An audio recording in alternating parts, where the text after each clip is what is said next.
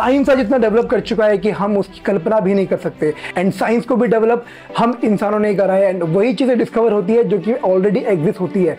And ऐसे ही हमारे हिंदू धर्म की हिस्ट्री में कुछ ऐसी चमत्कार, ऐसी कहानियाँ एग्जिस्ट करती हैं जिसका साइंस बिलीव नहीं करता। बट भारत के उड़ीसा स्टेट के पुरी जिले में एक ऐसी चमत्कारिक जगह है जिसको समझ पाना साइंस की भी बस का नहीं है। नमस्कार दोस्तों, मेरा नाम है रॉन एंड आप देख रहे हैं मेरा चैनल रॉन टीवी एंड इसी के साथ करते हैं वीडियो को शुरू। हिंदू धर्म में 4 धाम होते हैं, बद्रीनाथ धाम, द्वारकाधीश धाम, रामेश्वरम एंड जगन्नाथपुरी। और ये कहानी है जगन्नाथपुरी की, जहाँ पे श्री कृष्ण जी का दिल आज भी धड़कता है। 3102 BC में ज़ारा नाम का एक शिकारी शिकार करते हुए गलती से उसने तीर श्री कृष्ण जी के पैर पे चला दिया, जिससे श्री कृष्ण जी की मृत्यु हो गई। ज़ारा ने उनका अंतिम संस्कार पूरे रीति रिवाजों के साथ किया।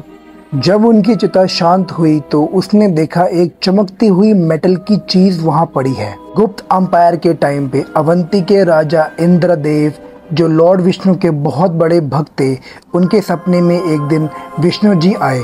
सपने में आकर विष्णु जी ने राजा को नदी में डुबकी लगाने को कहा और ये भी कहा कि नदी के अंदर मैं तुमको एक लकड़ी के साथ मिलूंगा। फिर राजा ने बहुत सारे कारीगर को बुलाया एंड उस लकड़ी के तने से मूर्ति बनाने की सोची, पर धीरे धीरे करके सारे कारीगरों ने मना कर दिया और उन लोगों से वो मूर्ति नहीं बनी। काफी समय बाद एक अनजान कारीगर वहां आया और बोला, ये मूर्ति मैं बनाऊंगा पर मेरी एक शर्त है, और मेरी शर्त ये है कि मुझे 21 दिन चाहिए इस मूर्ति को बनाने के लिए एंड 21 दिनों के अंदर ना मुझसे कोई बात करेगा ना मुझसे कोई मिलने आएगा। राजा ने शर्त मान ली। कुछ टाइम बाद मूर्ति बनना शुरू हुई। मूर्ति बनने की आवाज़ तो आ रही थी कमरे से, बट कुछ टाइम के बाद वो मूर्ति बनने की आवाज़ भी बंद हो गई।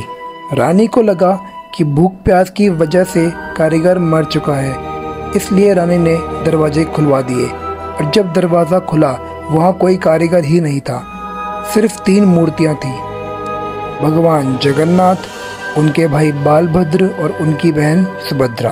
और उन्हीं सब मूर्तियों के साथ वही मेटल की चीज रखी हुई थी जो श्री कृष्ण जी का दिल था।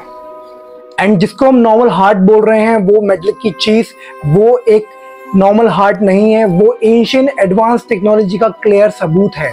एंड ये हार्ट एनर्जी ट्रांसमिट करता है। एंड आप लोगों ने तो पढ़ा ही है, metal and stones are good conductor of electricity and woods are bad conductor of electricity. And यही रीजन है कि वो मूर्तियां लकड़ी की बनी होती है। एंड हर 12 साल में वो मूर्तियों में भगवान जी का दिल ट्रांसफर किया जाता है। एंड हार्ट को भगवान के मूर्ति में ट्रांसफर करने का प्रोसेस बहुत ही इंटरेस्टिंग है।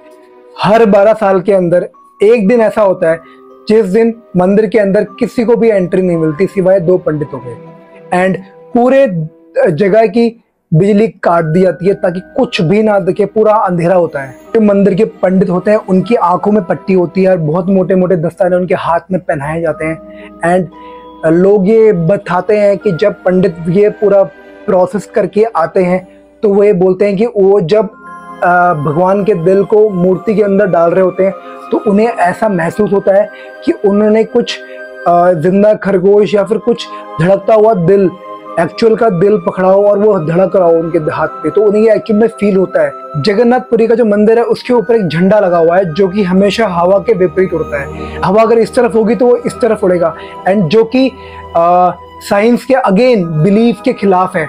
बट अभी भी एट प्रेजेंट वहां पे ये चमत्कार होते हैं एंड आप अपने आंखों से जाके वो देख सकते हो। एंड चमत्कारों का सिलसिला यही खत्म नहीं होता। जगन्नाथपुरी में बनने वाला प्रसाद ना कभी कम पड़ता है एंड ना कभी वेस्ट होता है।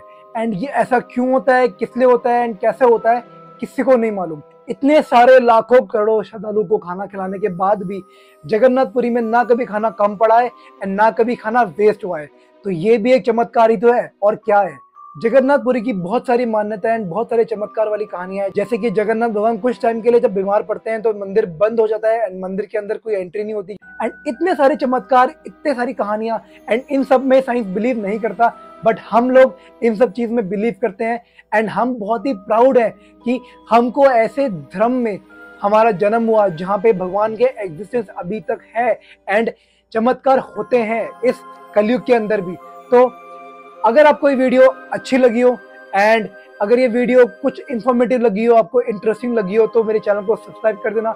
इस वीडियो को शेयर कर देना एंड कमेंट करके बताना कि वीडियो कैसी लगी। एंड तब तक के लिए जय गुरु जी, जय भोलेनाथ।